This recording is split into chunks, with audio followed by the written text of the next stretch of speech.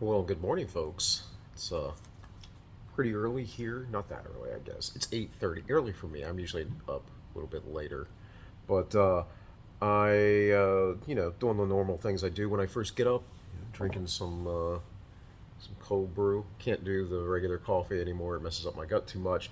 But you know, you get up, start reading things, start watching stuff. In the background there, I got I Hypocrite on with Jason Kuna. And before that, I was looking at some stuff, and I wanted to talk about HR 8051. Have you heard about this? It was presented by Virginia Rep. Dan Beyer. That's Virginia District 8. And it's an assault weapons excise tax. 1,000% tax, in fact. Right now, currently, for quite a while, there's been a tax on assault weapons at about 10 or 11%. It's never changed. Of course, this speaks to the new IRS hires, um, the 85 some odd thousand hires with the IRS's grand tactics, flagging each other and walking in a room with a bunch of people that would be dead by people who know how to kill really efficiently, like myself. In any case, let's see here. Got some quotes here from Congressman Byers. It says, Congress must take action to stem the flood of weapons of war into American communities, which have taken a terrible toll on Euclid, Buffalo, Tulsa, and many other places. And then this quote continues: again and again, assault weapons designed for use on the battlefield have been used in mass shootings at school. Well, first off, the AR-15 was designed as a sporting rifle. The only thing that changed initially was adding chrome to the barrel and the chamber and all that stuff, which they didn't do initially, and which is why they weren't very reliable in Vietnam initially as well. So it was always meant to be a sporting rifle. The caliber of the rounds have shrunk. We used to kill people with much bigger rounds. It was a lot more efficient, actually.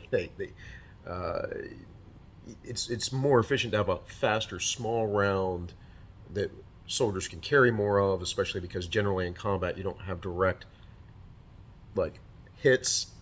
Most people, if they get hit, it's from shrapnel, it's from artillery, it's from grenades, it's from everything else, right? But obviously, people do get shot. The point is that the old rounds were much larger, very, very much larger. 30-06 and 308s.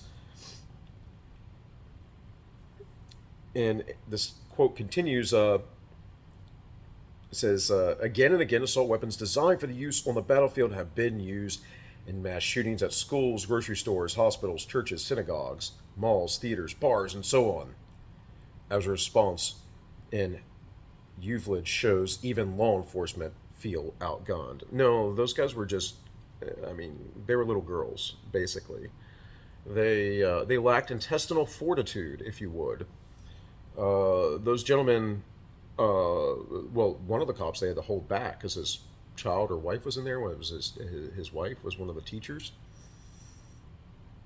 I mean, those guys couldn't hold me back for a second. I would have walked away and found my way in somewhere else, and I would have suffered the consequences by losing my job or whatever else they wanted to do later, because that's just me. Anyways, some years ago, in the early '80s, 1983, there was a case of the Minneapolis Star Tribune versus the Minnesota Commissioner for Revenue, and they were trying to increase taxes on ink. And the ruling at that time was, by the courts, was no, you cannot do that. That the taxes on the ink would prevent the press from printing. Quite interesting, right? So later on, in a case called Murphy versus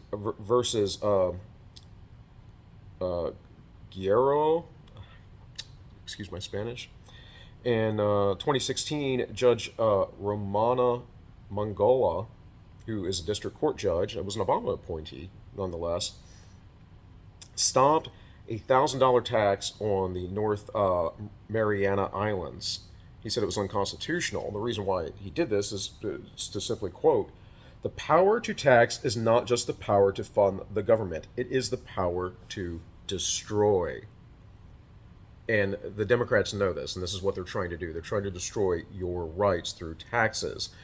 Fortunately, right now our Supreme Court's a little bit based. I think they have some issues, but hey, it's better than what we've had for the last, I don't know, 70 years.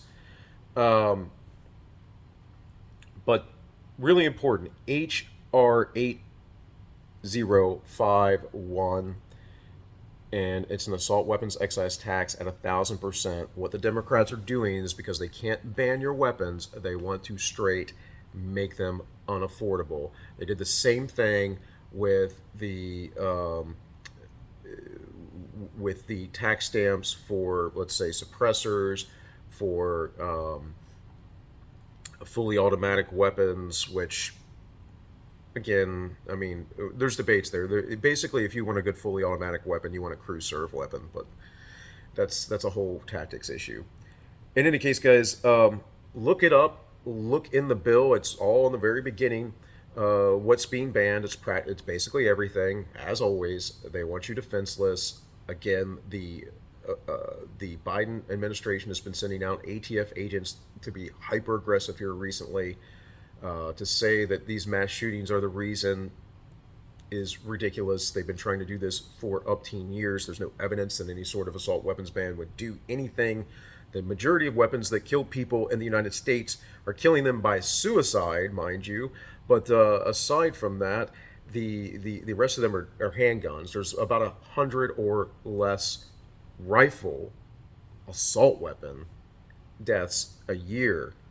And then on top of that, we know, according to the CDC from the Obama era, they did a study that there's something like potentially 3 million lives saved. I think that's what it was, or 300,000 or 3 million. I forget what it is. It's at least 300,000 lives versus, that 30,000 number of people that die from firearms. So it's a pretty big increase, right? Yeah, that save lives.